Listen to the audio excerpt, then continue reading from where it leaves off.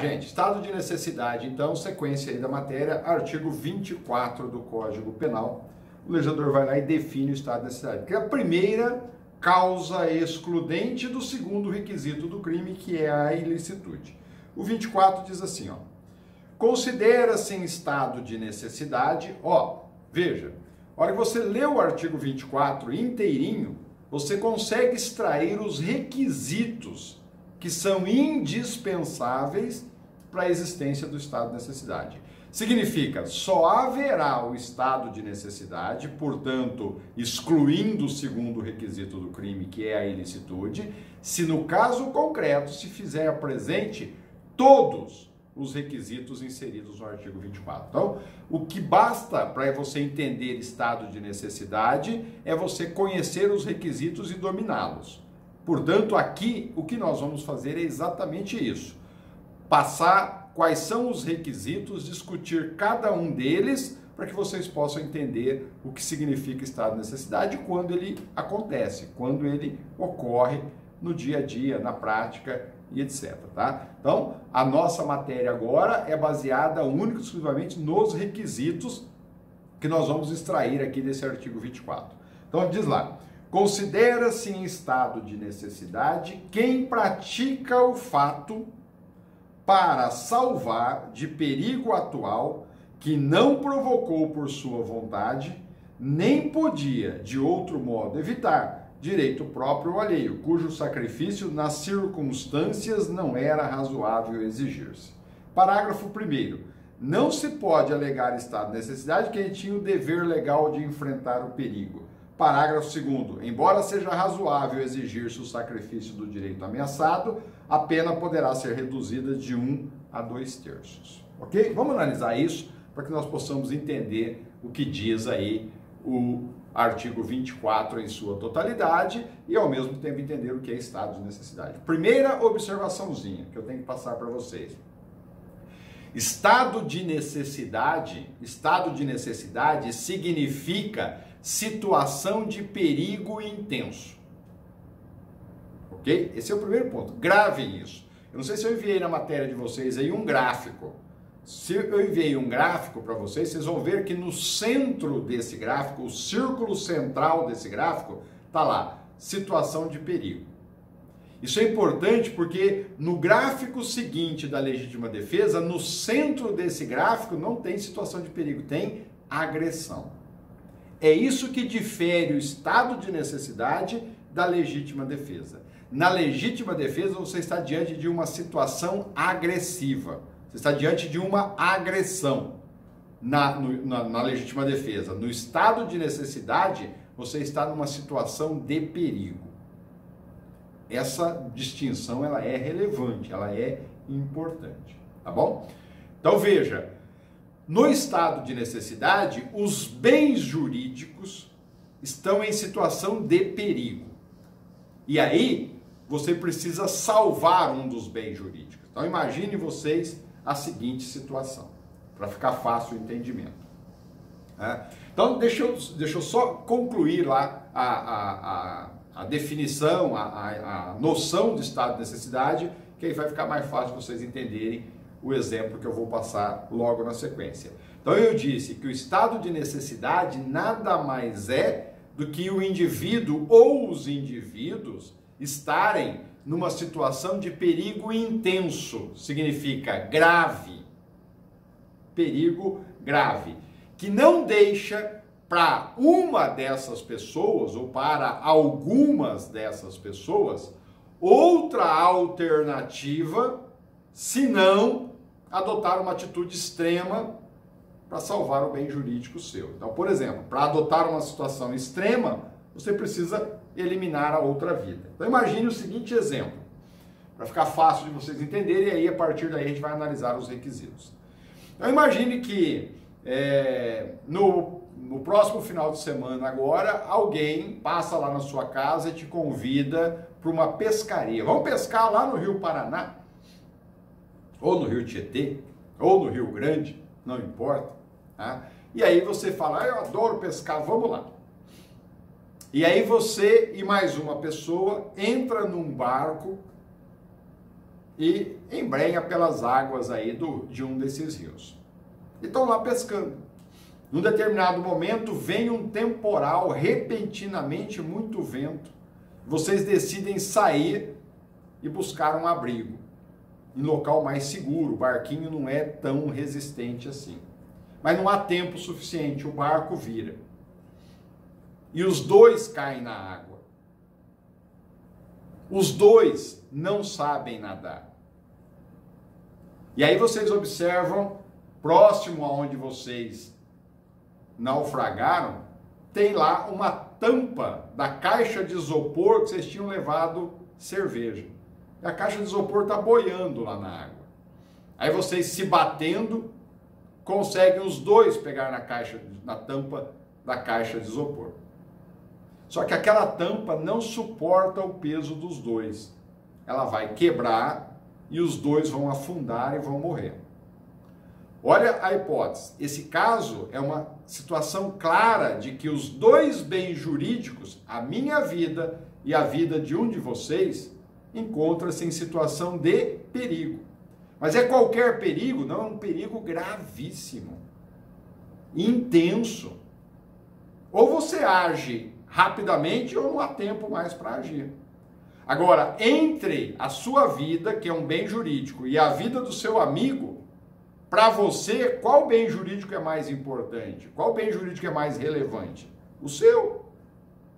E aí, então, você segurando na tampa de isopor, por baixo na água, você dá um golpe nas partes baixas do seu amigo com o pé. Tá? E aí ele solta a tampa, você tira a tampa de um lado e deixa ele afundar. E ele fica gritando lá, pelo amor de Deus, eu vou morrer, pelo amor de Deus, eu vou morrer. Entre você e eu, que vá você. E você consegue, com aquela tampa de isopor, chegar às margens do rio. Você pode chegar lá na margem do rio e revelar isso ao Estado. Olha, estava eu e ele lá na tampa, e a tampa ia quebrar, eu empurrei ele. Mas você empurrou ele para ele morrer, eu empurrei ele para ele liberar a tampa. E ele não sabia nadar. Você sabia que ele não sabia nadar? Sabia. Você sabia que ele ia morrer? Sabia. Mas o que eu posso fazer? Esse é o estado de necessidade. Nesta situação, você está em estado de necessidade. Mas será que realmente está? Vamos analisar os requisitos. Precisa preencher todos os requisitos para que isso realmente lhe dê a não prática do crime. Como diz o artigo 23, não há crime se o indivíduo encontra-se em estado de necessidade. Eu acabei de matar uma pessoa. Quando eu vou lá e dou um golpe por baixo no corpo dele, é para que ele se afaste. E ao afastar, ele afundou e morreu. Fui eu que cometi o crime? Fui eu que cometi o crime. A minha conduta já encontra adequação lá no artigo 121 do Código Penal, mas não tenha dúvida disso. Tá? Mas eu agi de forma contrária à norma ou de acordo com a norma? O artigo 23 diz, se você está em situação de perigo, pode empurrá-lo para salvar a sua vida. E foi isso que eu fiz. Então, eu não estou contrário à norma, estou de acordo com a norma. Se eu estou de acordo com a norma, o fato é típico, mas não há ilicitude. Ausente um dos três requisitos, eu não tenho crime. Entenderam isso? Tranquilo? Então, essa é a situação do estado de necessidade. Vamos analisar os requisitos? Então, vamos lá. Há dois tipos, duas espécies de requisitos dentro do estado de necessidade. Vamos analisar o primeiro deles, que é o requisito considerado aí requisito da situação de necessidade. Vocês vão encontrar dessa forma na doutrina. Situação de necessidade. Então vamos analisar os requisitos relacionados à situação de necessidade, ou seja, requisitos necessários para a configuração do estado de necessidade definido no artigo 24 pelo legislador. Depois a gente analisa outros requisitos lá relacionados aí à questão ética, tá bom? Então vamos lá. O primeiro deles é o que está no centro do gráfico que eu encaminhei para vocês, se é que eu encaminhei, mas se encaminhei está lá no centro, tá? Então veja, o requisito principal para haver estado de necessidade é a existência de uma situação de perigo, tá? Esse perigo precisa ser, conforme eu já defini, atual e um perigo inevitável. Vamos analisar isso? Tá? Perigo atual. Tá? Além do perigo ser atual, ele precisa ser um perigo inevitável. Se você tinha condições de evitá-lo, ainda que numa situação de perigo, não há estado de necessidade. Mas vamos lá. Vamos verificar isso. O que significa perigo? Tá? O perigo precisa ser atual, mas o que é o perigo? O perigo, pessoal, nada mais é do que a possibilidade ou a probabilidade, tanto faz, de dano a algum bem jurídico. Né? Acabei de mencionar, a vida é um bem jurídico. Quando esse bem jurídico encontra-se em perigo, quando há possibilidade de dano a esse bem jurídico. E esse perigo, essa probabilidade de dano ao bem jurídico, não importa qual é a natureza do bem jurídico, eu usei a vida como exemplo, mas pode ser qualquer bem jurídico, tá? A probabilidade, a possibilidade de dano a esse bem jurídico, ela pode ser gerada, provocada, ocasionada por um fato da natureza. O exemplo que eu acabei de mencionar foi um fato da natureza. O indivíduo foi pescar, voltando por causa do temporal, o barco virou. O que colocou você numa situação de perigo? O temporal, fato da natureza. Então, a origem da situação de perigo, quem gerou o perigo? Pode ser um fato da natureza, isso é importante, porque também te diferencia da legítima defesa. Na legítima defesa, só o ser humano pode praticar. No estado de necessidade, ele pode ser praticado, ocasionado a situação de perigo por um fato da natureza, pode ser praticado pelo ser humano ou até mesmo por um ser animal. Não importa a origem, tá? Qualquer uma delas pode ser geradora. Então, por exemplo, de um ser humano, nós estamos lá na sala de aula, e aí eu entro na sala de aula, tranco a porta e ateio fogo na sala. Estamos todos em situação de perigo agora, mas quem provocou o perigo? Foi um fato da natureza? Foi um ser animal? Não, fui eu, ser humano. Tá? Você está numa festa do peão, festa de peão. Aí um boi está lá pulando com o peão, lança o peão ao solo, continua pulando, pula a grade de proteção e começa esse boi a subir na arquibancada. Todos que ali estão saem correndo. E nada impede de, na correria, um passar por cima do outro e matar. Agora, quem criou a situação de perigo? Foi um ser animal. Portanto, tanto faz que a situação de perigo seja gerada, ocasionada por um fato da natureza, por um ser humano ou por um ser animal. Não importa, desde que o seu bem jurídico esteja numa situação de perigo. É possível que já haja o estado de necessidade. E se você, na correria ou para defender a sua integridade física ou a sua vida, ou o seu patrimônio, ou a sua honra, ou a sua liberdade sexual, você elimine um outro bem jurídico, você está em situação de estado de necessidade. Esse é o primeiro detalhe. Precisa haver essa hipótese de perigo. Segundo, se o perigo foi passado, ou se o perigo ainda está no futuro, não há estado de necessidade. Portanto, essa hipótese de perigo, e observem os exemplos que eu mencionei, são todas situações de perigo atual, presente, já está acontecendo. É concreto o perigo. Tá? Ele não pode ser futuro. Tá? Eu estou lá assistindo um rodeio e soltaram o boi. Eu acho que o boi vai pular o gradil e vai vir para a arquibancada. Então eu já posso sair correndo e pisando na cabeça de todo mundo? É óbvio que não.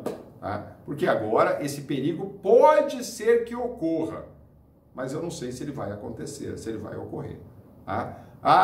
Eu fui pescar ontem e passamos por uma tempestade, o barco quase virou ontem. Então hoje eu vou lá matar um amigo que estava comigo porque o barco quase virou ontem. A situação de perigo já foi. Hoje não há mais a hipótese do perigo. Portanto, não há estado de necessidade. Ok? Então o perigo precisa ser atual, presente, concreto. Tá? Já mencionamos o que é perigo, já mencionamos o que é atual. Ele precisa também ser inevitável. Ou seja, o agente, o sujeito ativo, a pessoa que está em situação de perigo, né, ou o bem jurídico que está em situação de perigo, ele não tem outra forma de agir para evitar o resultado. Então aí é que está o exemplo lá que eu vou voltar nele. Naquele caso da pescaria, que sobrou a tábua,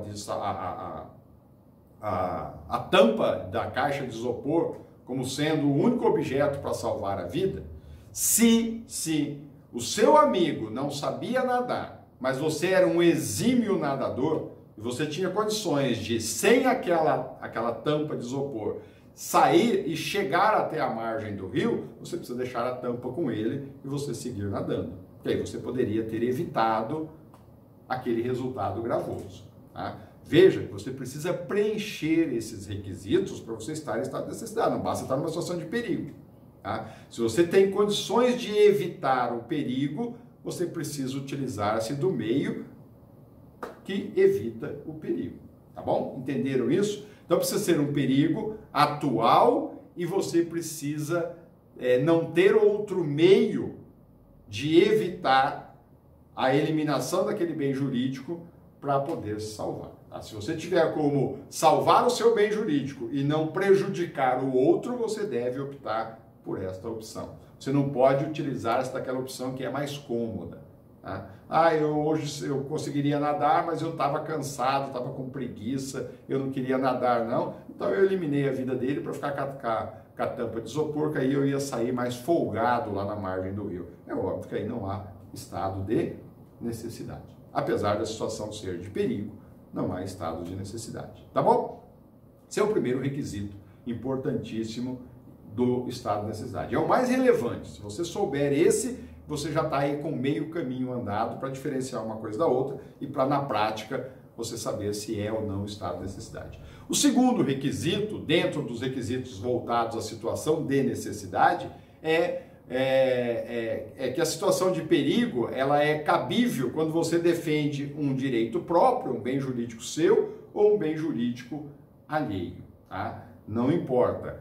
Qualquer bem jurídico que esteja em situação de perigo, cabe, preenchidos os requisitos, a excludente da ilicitude pelo estado de necessidade. Pode ser um bem jurídico seu ou um bem jurídico terceiro. Como assim, professor, de terceiro? Vamos pegar o mesmo exemplo do barco lá que você foi pescar. Naquele dia você foi pescar, tá? No seu barco estava você e o seu amigo, mas num outro barco estava uma outra pessoa e o seu filho. Não foi o seu barco que virou, foi o barco em que estava o seu filho. E aí, entre o seu filho, que está em situação de perigo, e o seu amigo, você vai lá e salva o seu filho, o que é natural. Agora, o estado de necessidade foi de terceiro, e você é que eliminou a vida daquele outro indivíduo para salvar a do seu filho, que estava em situação de perigo. Você não estava em situação de perigo. Cabe estado de necessidade? Cabe, o legislador diz. Pode ser tanto um bem jurídico próprio, como um bem jurídico de terceiro.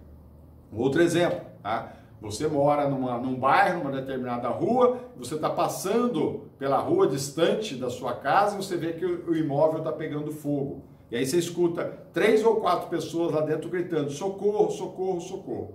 E você está passando com um trator. Você verifica que não tem como você acessar o imóvel onde eles estão se você não derrubar uma parte do muro da casa da frente. E aí você vai lá e derruba parte do muro da casa da frente e salva aquelas 2 pessoas. Você está numa situação de estado de necessidade de terceiro. Isso é perfeitamente possível, não tem problema algum. Terceiro requisito ainda dentro dessa situação de necessidade, conhecimento da situação justificante. Isso é um requisito subjetivo, você não vai encontrar ele expresso no artigo 24. Mas o que se entende é que você precisa saber, tá? O agente precisa agir com o objetivo, com o fim de salvar um direito seu ou de outrem.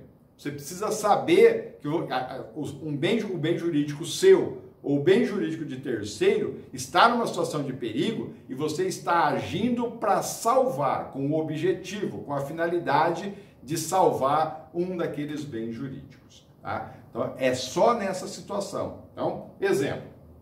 Vamos imaginar a seguinte situação. Um médico atende uma paciente e ela diz o seguinte, olha, eu estou grávida, eu não quero essa gravidez e eu quero abortar. Isso é crime. O médico fala, olha, você não pode fazer isso, é crime. Ela fala assim, mas eu te pago muito bem para você realizar o aborto. Aí o médico já cresce o olho e fala, bom, se pagar bem, eu faço mesmo sendo crime. Tá? E aí o médico começa a realizar os procedimentos médicos, científicos, para a realização do aborto. E durante o procedimento cirúrgico lá para realizar o aborto, o médico constata que aquela paciente dele está com uma hemorragia pré-existente, que nem ela e nem ele tinha conhecimento disso. Os dois desconheciam aquela situação. Ela, paciente, estava numa situação de perigo, de risco, que ela desconhecia, e o médico também desconhecia. E prova-se depois que se ele, médico, não fizesse aquela cirurgia naquele momento, aquele procedimento abortivo naquele momento, aquela paciente e o próprio filho que ela estava esperando morreriam. E aí vem a pergunta, há estado de necessidade do médico em relação ao paciente, estado de necessidade de terceiro, estado de necessidade de direito alheio? De forma alguma. Por que não? Porque o médico não tinha conhecimento da situação de estado de necessidade quando ele aceitou fazer o aborto. Não há estado de necessidade aí. Na verdade, o médico desconhecia aquela situação, assim como a paciente também desconhecia. Foi uma coincidência. Na verdade, o médico, ao agir, não agiu com a finalidade. Lembra da teoria da finalidade? Teoria finalista? O médico não agiu com a finalidade de salvar a vida da gestante. Ele agiu com a finalidade de receber uma boa remuneração para realizar o ato abortivo. Portanto, ainda que presente os requisitos anteriores, não há o estado de necessidade pelo desconhecimento da situação justificante por parte desse indivíduo, no caso aí o médico que nós estamos usando hipoteticamente. Tranquilo, entenderam? Esses são os requisitos referentes aí à situação de necessidade. Agora vamos analisar os requisitos relacionados à questão ética, que é a segunda forma de requisito. Tá? Então os requisitos éticos agora. O que significa os requisitos éticos? Significa que são aqueles requisitos que você analisa quando é razoável, é análise da razoabilidade, tá? É razoável, quando é razoável, permitir que alguém atue em situação de necessidade. Agora nós vamos analisar aí quando que é razoável que o indivíduo assim passe a agir. Então vamos lá. Primeiro requisito dentro desses considerados éticos, que ainda estão relacionados lá ao artigo 24 e seus parágrafos do Código Penal. O primeiro deles é não provocação voluntária do perigo. O legislador menciona isso aí no artigo 24. Ou seja, não provocação dolosa da situação de perigo. Então veja, imagine, se eu criei a situação de perigo dolosamente, intencionalmente, eu não posso alegar estado de necessidade. Significa que aquela situação de perigo não pode ter sido criada a título de dolo, de vontade. O fato da natureza, o fato do perigo ser criado por um ser irracional, não pode haver em nenhuma dessas duas situações conduta dolosa minha. A situação de perigo gerada pelo ser humano não pode ser a título de dolo. Tá? Então veja, se o legislador menciona não provocação voluntária, entende-se que é a dolosa. Mas a doutrina discute se é possível só na dolosa ou se é possível também na forma culposa. Então vamos lá, vamos analisar primeiro a provocação dolosa da situação de perigo, depois a possibilidade da provocação culposa da situação de perigo. Imagine a dolosa. Se ela for dolosa, não há dúvida, porque o legislador assim indica lá no artigo 24. Se ela for dolosa, o agente não pode invocar em seu favor a excludente do estado de necessidade. Se foi eu que intencionalmente criei a situação de perigo, o legislador diz, não cabe estado de necessidade. Essa é tranquila. Tá? Então imagine vocês a seguinte hipótese. Tá? Eu sou o causador de um incêndio num determinado local. Fui eu que gerei o incêndio. E ao gerar o incêndio, eu e outras pessoas que ali estavam, ficamos todos numa situação de perigo. Esse perigo já é concreto, atual. Ok? Essa é a hipótese. Eu não tenho outra saída. Tá? Todos nós vamos morrer.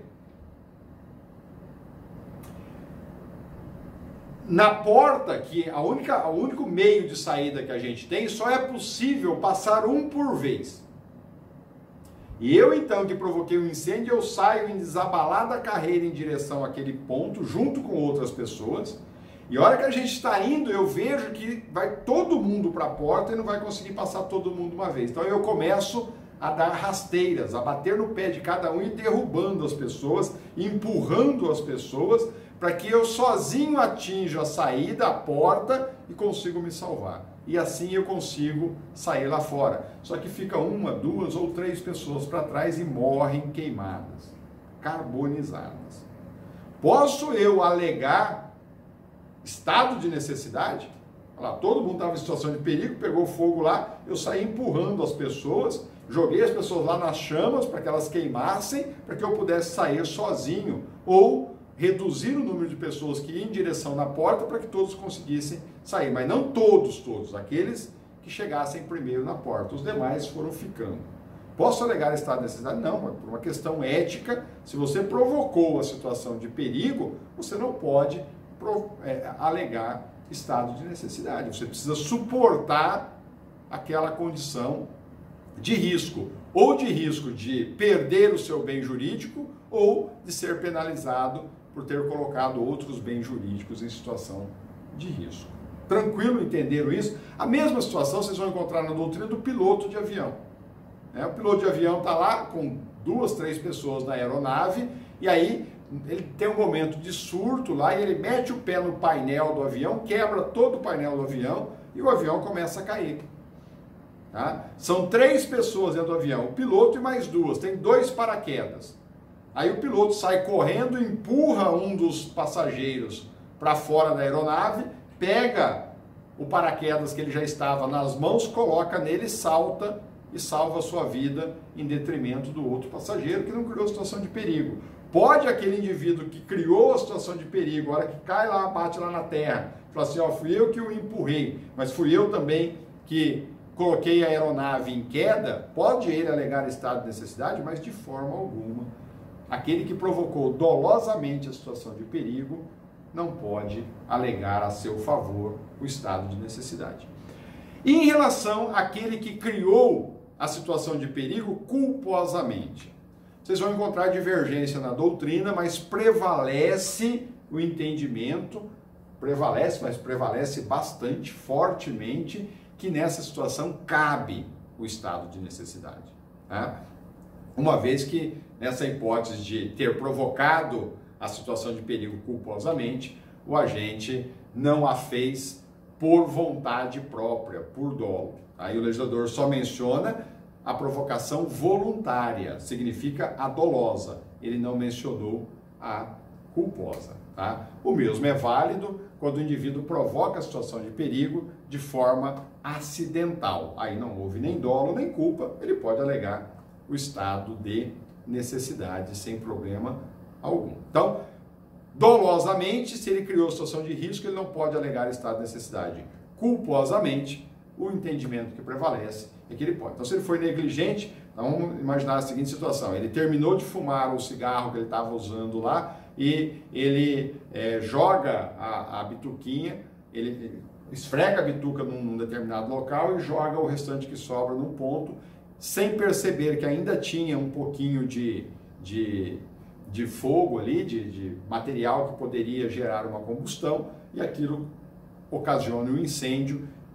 E aí nessa situação ele foi negligente, né, ou imprudente, dependendo da situação, e aí ele sai correndo, e ao correr ele empurra alguém, e essa pessoa morre, e ele consegue se safar. Prova-se depois que aquele incêndio foi causado culposamente por aquele indivíduo, ele pode, nessa situação, alegar sim o estado de necessidade, e predomina que é possível, ok? Segundo requisito dentro dessa questão ética é o da inexigibilidade de sacrifício do bem salvo. Ou seja, aí entra a questão da ponderação. Tá? Agora você precisa comparar o valor jurídico de um bem com outro. Agora você precisa apanhar lá e verificar, né, ponderar, tá? Pesar, né, o bem salvo com o bem sacrificado. Qual deles é mais relevante? Tá? Então o entendimento é: se o bem salvo é mais relevante do que o bem sacrificado, há estado de necessidade. Tá? Então, exemplo, tá? Entre a vida e o patrimônio. Eu preservo a vida, eu salvo a vida em detrimento do patrimônio. Qual dos dois bens jurídicos é mais importante? A vida ou o patrimônio? O patrimônio. Tá? O patrimônio é mais importante. Então, exemplo, né? O capitão de um navio, né, verifica que a embarcação vai naufragar. E aí ele então ordena, né, que todas as bagagens, toda a carga da embarcação seja jogada ao mar para aliviar o peso e com isso ele ter tempo suficiente para chegar com aquela embarcação a um porto ou uma margem qualquer e salvar todos os tripulantes. Entre a carga, bem patrimonial, e a vida dos passageiros e tripulantes, esse capitão optou por salvar as vidas em detrimento da carga. É razoável que isso ocorra? É razoável. Salvou o bem jurídico mais relevante. Pode ele alegar estado de necessidade, mas não há dúvida nenhuma que sim. Quando os bens jurídicos são equivalentes, é o exemplo que eu mencionei da tampa de isopor. Ali eu tenho duas vidas em situação de perigo. Os dois bens têm o mesmo valor jurídico. Logo, aí qualquer uma das duas vidas que seja preservada em detrimento da outra, cabe também o estado de necessidade. Tá? Não há problema algum em relação a isso. A questão é, e quando o bem sacrificado é mais relevante, mais importante do que o bem salvo? Aí o entendimento é que não há estado de necessidade. Então, naquele exemplo do navio que eu passei para vocês, né? O capitão ordena que se lance as pessoas ao mar para que ele possa, então, salvar a carga da embarcação. Agora, entre vida e patrimônio, ele determinou que se sacrificasse a vida para que ele preservasse o patrimônio. Pode ele alegar estado de necessidade? Aí não é possível de forma alguma. Mas nesta hipótese, nessa situação, não se esqueça, tá, de verificar o que determina o parágrafo 2º do artigo 24. Olha o que diz lá. Embora seja razoável, olha o requisito aí, embora seja razoável exigir-se o sacrifício do direito ameaçado, a pena poderá ser reduzida de 1 a 2/3. Então, nesse último exemplo, em que você sacrifica o bem jurídico de maior valor em detrimento do de menor valor, presente os demais requisitos, ele não tem direito ao estado de necessidade, mas ele tem direito a uma redução da pena por imposição do parágrafo 2º do artigo 24 do Código Penal. Então, resumo disso aí. Quando o bem salvo é maior do que o bem sacrificado, estado de necessidade. Tá? Quando o bem salvo é menor, quando o bem salvo é menor que o bem sacrificado, não há estado de necessidade, mas aplica-se a redução da pena do parágrafo 2º do artigo 24 do Código Penal. Quando o bem salvo tem o mesmo valor jurídico do bem sacrificado, cabe estado de necessidade. Tá bom? Tranquilo isso, pessoal? Gente, uma observaçãozinha rápida aí para vocês, tá? A doutrina, tá? Há alguns doutrinadores que consideram que as duas situações iniciais mencionadas, tá? Nesses exemplos que eu acabei de passar para vocês, nós estamos diante do chamado, a primeira delas, né? Os dois exemplos anteriores, as duas situações iniciais que eu passei para vocês, tá? O bem jurídico é preservado é o de maior valor em detrimento do de menor valor. O bem jurídico salvo com o bem jurídico sacrificado tem o mesmo valor. Nos dois primeiros exemplos que eu mencionei, a doutrina coloca que o primeiro deles é o chamado estado de necessidade justificante, quando você elimina o bem jurídico de menor valor para proteger um de maior valor. Na segunda hipótese, quando os bens jurídicos são idênticos, tá, entende-se a doutrina que nós estamos diante do chamado estado de necessidade exculpante. Mas veja, gente, essa classificação, que se vocês encontrarem isso na doutrina, ela não faz sentido nenhum no Código Penal. O que é uma justificante? Uma justificante nada mais é do que uma excludente de ilicitude. E o que é uma exculpante? Uma exculpante é uma excludente de culpabilidade que a gente ainda vai analisar. Então veja, no Código Penal, em ambos os casos, nós não temos situação de excludente de culpabilidade. Nós temos, em ambos os casos, situação de excludente de ilicitude. Logo, o nosso Código Penal adotou a teoria unitária, nós já falamos disso. Portanto, essa terminologia, essa distinção de terminologia, estado de necessidade justificante, estado de necessidade exculpante, só faz sentido se você estiver diante da chamada teoria diferenciadora.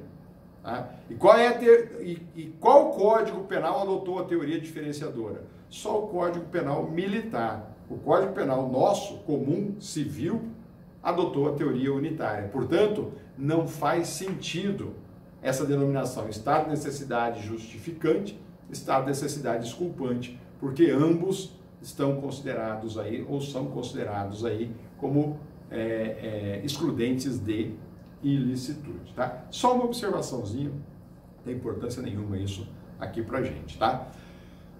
O próximo requisito aí, o requisito da inexistência do dever legal de enfrentar o perigo, que vem no parágrafo 1º, nós vamos dar uma interrompidinha aqui e a gente segue com ele no nosso próximo vídeo.